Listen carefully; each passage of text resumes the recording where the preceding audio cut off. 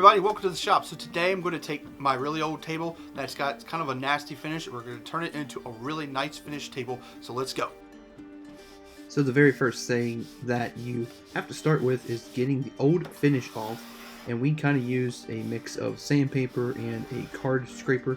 If you don't have card scrapers, you don't have to go out and buy them, just use sandpaper.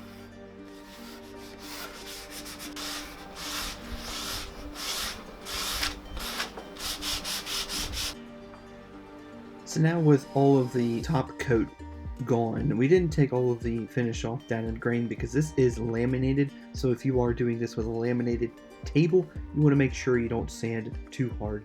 But now I am just going to apply my first coat and let it set for about 10 minutes before wiping off all the excess.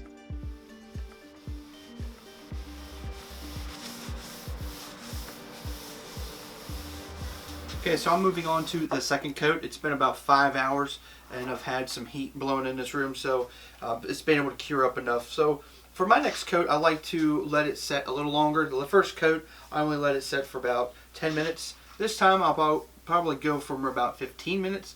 And the only reason why I like to do that is since the first coat really soaks in strong and quick, my second coat might take a little bit longer to go in, and I'm trying to achieve a darker tone. If the tone you have right here is good for you, then by all means you're done with that part of it, and then you could skip to the actual finishing process.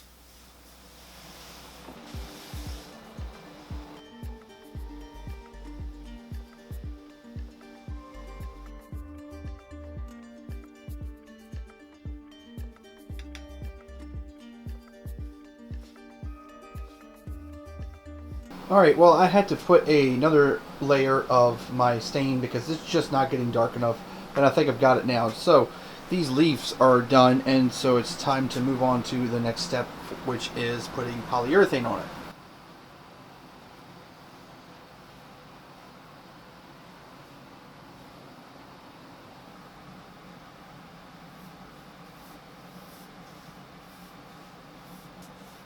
So while I'm waiting for the polyurethane to dry so I can do another coat, I don't want to go and clean the brush. So a really good quick tip that you can do with any brush when it's oil-based, even water-based, you can do this as well, is put it in a sandwich bag.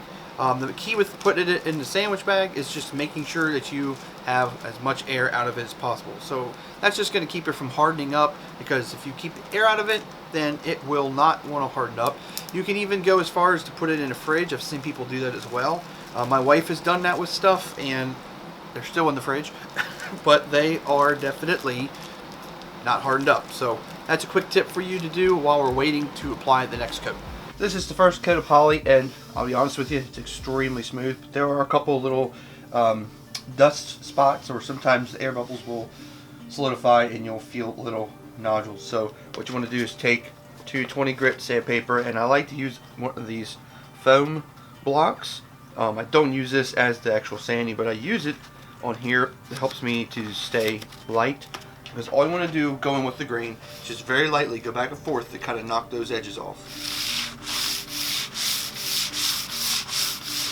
I'm not even applying any pressure. You can see I'm literally just letting it ride across it.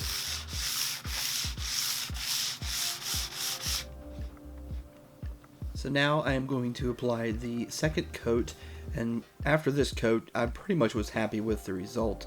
You can do as many coats as you want to give extra protection and sand in between each coat. And just like that, everything's done. It turned out phenomenal, and it turned out dark. We were trying to match the chairs and it actually got pretty close.